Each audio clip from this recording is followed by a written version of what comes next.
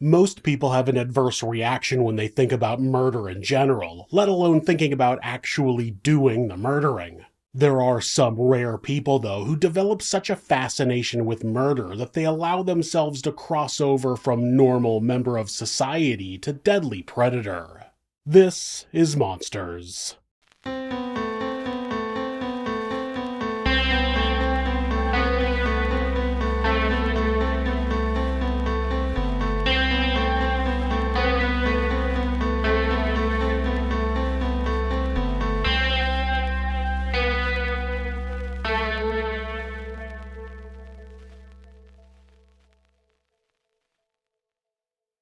Brian Cohey Jr. was born on January 10, 2002 to Brian and Terry Cohey.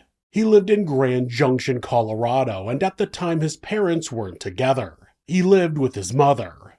Not a lot is known about Brian's past, but in high school he was referred to as Dahmer due to his obsession with serial killers. It seemed that his interest in killers had become so intense he started wanting to kill someone. He would later claim that he wanted to know what it was like to murder someone. He eventually made the decision to kill a homeless person because he believed that person wouldn't be missed.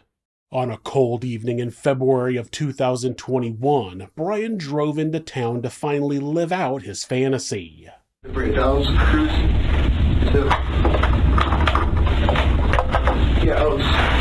a road underneath, right? Under the overpass. And I was driving along, and I see a shape here on the railway track. So I'm like, oh, interesting. So I go up, and as I'm looking, I see a large thing wrapped in a canvas. Okay. And I'm like, that's a homeless person. So I grab my knife, I put on 3 layers of gloves, because plastic gloves can betray their users because they're so thin, those vinyl gloves, by imprinting your fingerprints through. So I put on 3 on one hand. I took the knife, I pulled back the canvas, and I stabbed his neck. Okay. He was panicking at first in his old man voice. He was in his 50s. I know why I call him an old man. He was saying, "What are you doing? What are you doing? Why? Ah!" And I just kept on stabbing his neck. Is it okay if I do a demonstration? Oh, yeah. This is him. I was straddled on top of him like this. Okay. And he couldn't fight back. It was actually surprisingly easy. I was barely breaking a sweat. I thought, homeless guy, he's going to be tough. But no, it was actually surprisingly easy. And during the time I was growling and making animalistic noises. Why were you doing that? I suppose it was a frenzy. Okay. I was so excited, so rushed up on adrenaline every day. Like just, woo! And I paused, and he said, "Why are you doing this?" And I said, "I've been wanting to do this for a long fucking time, murder someone." And then I continued. The whole ordeal lasted about a minute and a half. Okay. And I stabbed. When I was finished stabbing him, he took out his last breath, a grunt, and his head was halfway cut off in stabs. All the while, after I killed him, I just couldn't stop saying, "Stinky, dirty, dirty, stinky, stinky." I wasn't smelling anything, but... And why were you saying that? I don't know. Okay. Throughout his interrogation, he is absolutely giddy to talk about what he had done. The problem with his plan, outside of the brutal murder, was that the man he had murdered was immediately missed. Warren Barnes was known in Grand Junction as the Reading Man. He had spent years sitting near Main Street reading books. He never asked for money, never bothered anybody, he just sat and read. At one point, the city removed the benches from the area because they attracted homeless people. But Warren was beloved by the community, so a local shop owner gave him a chair and let him sit behind her bridal shop. Warren had worked as a cowboy in the Book Cliff Mountains a little north of Grand Junction. People who got to know him said that he was very intelligent and had a vast knowledge of Western history. Warren didn't beg for money and regularly worked various labor jobs. He would help carry boxes for local shops and also took on drywall and roofing work from a local temp agency. When Monique Lenati, owner of Monique's Bridal, noticed that Warren wasn't in his chair the morning of March 1st, she immediately started asking around. When she realized he hadn't been seen at any of his usual spots, she called the police and expressed her concern. Not long after, his wallet was found at a boat ramp along the Colorado River, which was not somewhere he would normally go. At the same time, Brian's mother Terry found a plastic bag in her son's closet and was shocked to discover what looked like human remains inside. She called the police, and both her, Brian, and Brian's father waited at the home for officers to arrive.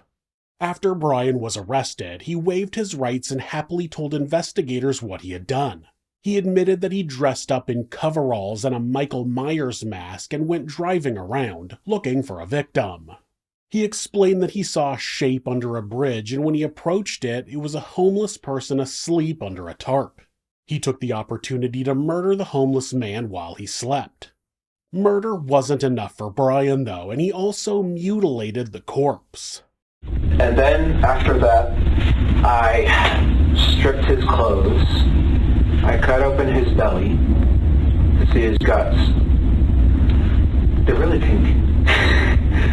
Sorry, that was morbid. Then I cut off his head. I gave him a Glasgow smile. What's that? A Joker smile. I destroyed his eyes by stabbing them in. Okay.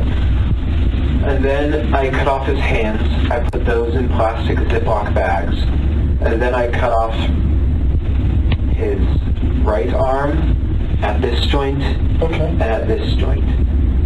And then at this arm, I tried cutting it here, and then I tried cutting it here. But what happened was I accidentally broke his bone. This one, it was poking out. And so I left that one here, partially cut, dismembered here, bone sticking out. And then I left his body there. And then I took the head, put it in a leftover pizza box from the dinner a few nights ago. And then I took the hands, put them in the back, drove home, hid the hands and head in my room, cleaned the knife, threw away the garbage with the blood on it, and then put the blood stained, wasn't stained, it had splatters on it. I put it in the dish, in the washing machine. What did you put in there? I put the outfit I murdered him in That the washing. You were wearing, or? Yeah, I was wearing. Okay. In the washing machine, put it on high speed so it would effectively remove the blood. Washed it twice. That wasn't the end of Brian's story, though, because once he had gotten home and cleaned up, he realized there was a small hole in one of the gloves he had worn.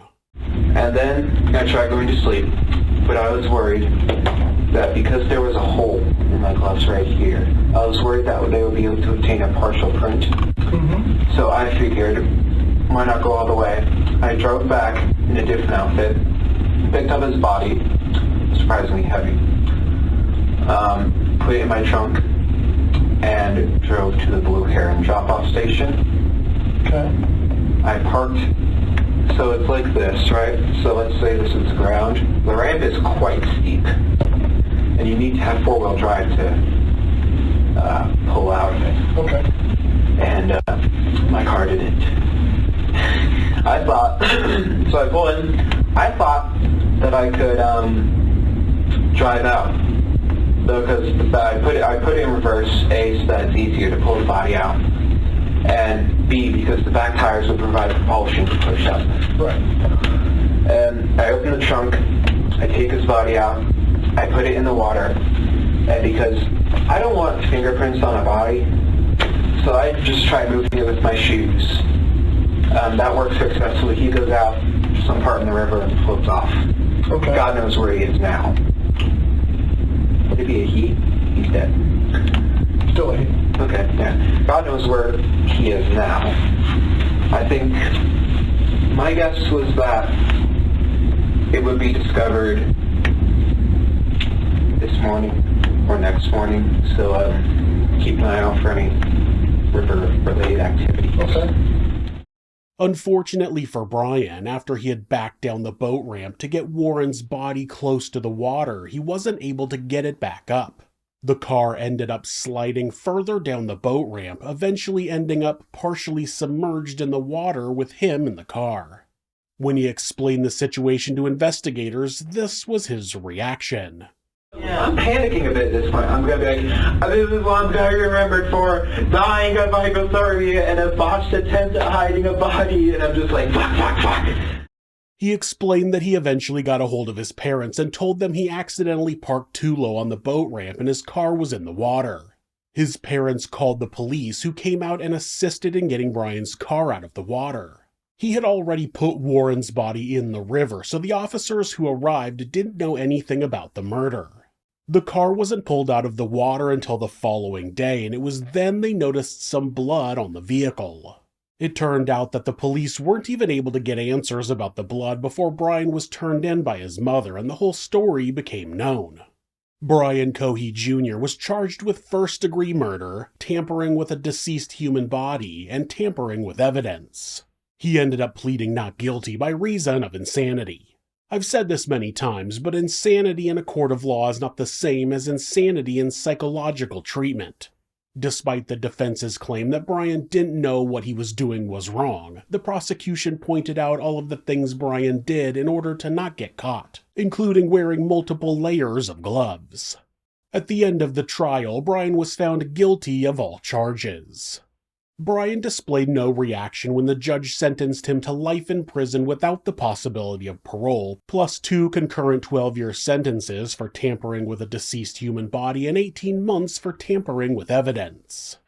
It's clear that Brian Cohey suffered from some form of mental illness. People with healthy minds don't callously commit murder due to a simple curiosity. But Brian knew what he was doing when he killed Warren Barnes, dismembered his body, and dumped him in the river. He knew that, yet he still allowed himself to carry out the actions of a monster.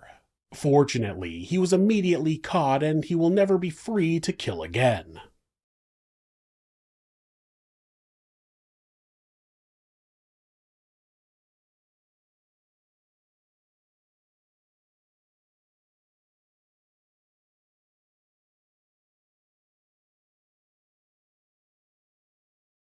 If you're a fan of true crime, hit subscribe and turn on notifications so you don't miss an episode. You can also hit like or leave us a comment. You can check out our other show, Somewhere Sinister, on YouTube or anywhere that you listen to podcasts. If you'd like to support the show, check out our merchandise at thisismonsters.com. The link is in the description. Thanks again, and be safe.